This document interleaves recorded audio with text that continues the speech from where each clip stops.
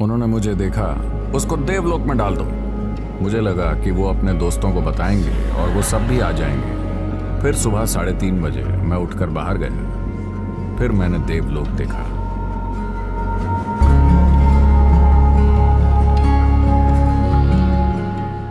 मुझे आपको देवलोक जाने का अपना अनुभव बताना चाहिए।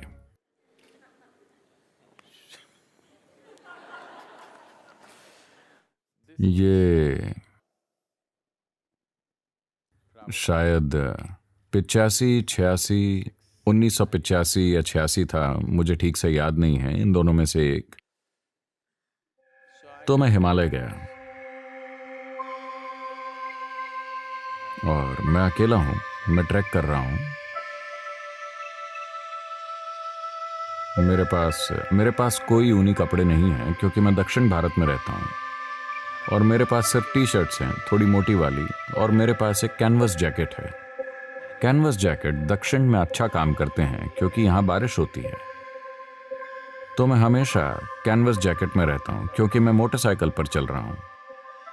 अगर बारिश होती है, मैंने कभी खराब मौसम को ये इजाजत नहीं दी कि वो मुझे वो करने से रोक सके जो मैं कर रहा हूँ, चाहे वो जो भी हो। चाहे मैं खेल रहा हूँ या बाइक चला रहा हूँ या यात्रा कर रहा हूँ, मैंने कभी खराब मौसम को अपने काम में दखल देने की इजाजत नहीं दी। तो भले ही वो मानसून की मूसलाधार बारिश हो, मैं बाइक चलाते रहता था। तो एक कैनवस जैकेट हमेशा मेरे पास होती थी। बैंगलोर के लोगों को पता होगा, फ्लाइंग मशीन की जैकेट। लेकिन जब आप हिमालय जाते हैं, जब मौसम ठंडा हो जाता है, तब कैनवस साधारण कपड़ों से भी ठंडा हो जाता है। दरअसल सूती कपड़े बेहतर होंगे, कैनवस इतना ठंडा हो जाता है। तो मैं इस जैकेट को पहन ही नहीं सकता। पहली बार मुझे पता चला कि कैनवस जैकेट काम नहीं करता ऊंचाई पर। पूरे दक्षिण भारत में उसने मेरा अच्छा साथ दिया। अधिक से अधिक मैं ऊटी और कोडाईकनाल की ऊंचाई तक गया था। वहां वो मेरा अच्छा बचाव करती थी, लेकिन मैं वहां गया और मैं इस कैनवस जैकेट को नहीं पहन पा रहा था। तो मुझे उसे उतार कर टी शर्ट में चलना पड़ा जब तापमान 0 से 3-4 डिग्री सेंटीग्रेड नीचे था। फिर उन दिनों भूख हड़ताल बसें चलती थीं। इन बसों को भूख हड़ताल कहते थे क्योंकि वो खाने के लिए भी नहीं रुकती थी। खाने के लिए कहीं एक सस्ता ठिकाना ढूंढ रहा हूं, मैं थका हुआ हूं। मुझे खाने के लिए थोड़ा खाना मिल गया। उत्तर भारत में ये एक चीज है, आपको रोटी मिलेगी और आलू आलू आलू आलू आलू आलू आलू आलू चार अलग अलग किस्में।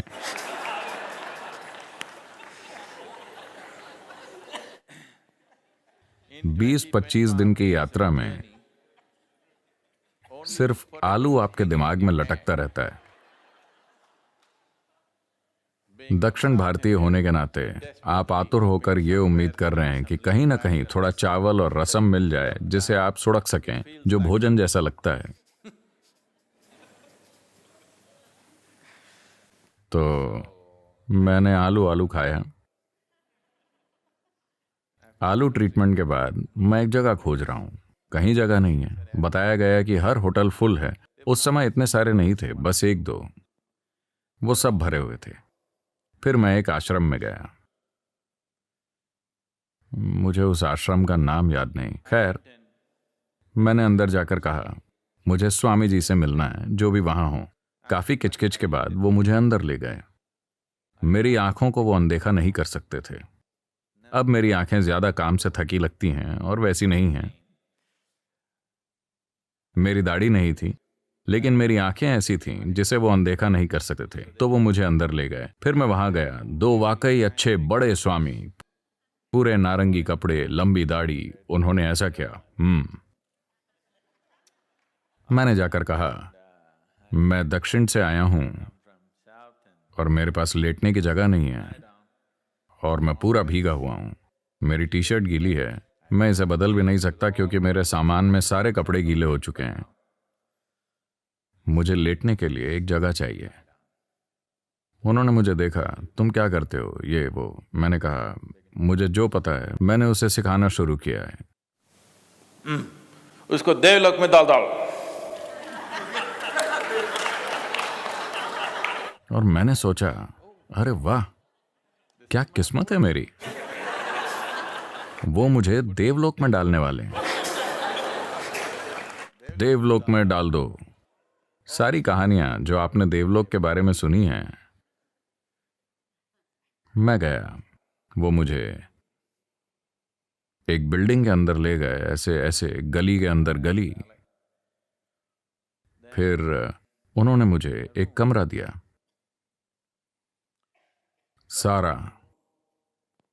सारा कमरा बिस्तरों से भरा था, वहां कोई नहीं था। तो मैंने जाकर कहा धन्यवाद और अपना बैग नीचे रख दिया। मैं बस लेटना चाहता था। मैं बिस्तर पर लेटा। बिस्तर में ढेर सारा पानी सारा बाहर आ गया।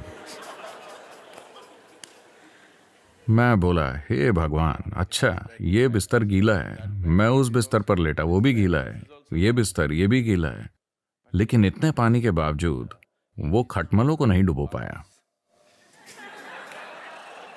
जब मैं लेटूं तो वो मुझे यहां काट रहे हैं, वहां काट रहे हैं, और मैं लुढ़कता रहा। मेरे ख्याल से वहां 8 बिस्तर थे। मैं रात भर 8 बिस्तरों पर लुढ़कता रहा, बस ये पक्का करने के लिए कि सभी खटमलों को बराबर खून मिले।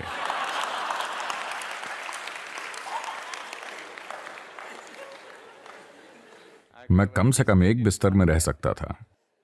एक बार पेट भरने के बाद शायद वो भी सो जाते, लेकिन मुझे लगा कि वो अपने दोस्तों को बताएंगे और वो सब भी आ जाएंगे। मैं बस उन्हें थोड़ा कंफ्यूज करना चाहता था, यहां लेटकर, वहां लेटकर, वहां लेटकर। फिर मैं सुबह 3:30 के बाद सो नहीं पाया। खटमलों का ट्रीटमेंट और ठंडा बिस्तर, पानीदार बिस्तर, ठंडा नहीं, गीला, नम नहीं, पूरी तरह से। यूं कि अगर आप उस पर लेटेंगे तो आपके कपड़े तरबतर हो जाएंगे। आपके अंडरवियर समेत सब कुछ उस ठंड में गीले हो गए। तो फिर सुबह 3:30 बजे मैं उठा और बाहर गया। फिर मैंने देवलोक देखा। मैं बिल्कुल सोया नहीं था और मैंने सोचा कि मैं बस थोड़ी चाय पीऊंगा। मैं बेपरवाही से बस यूं ही टहल रहा था।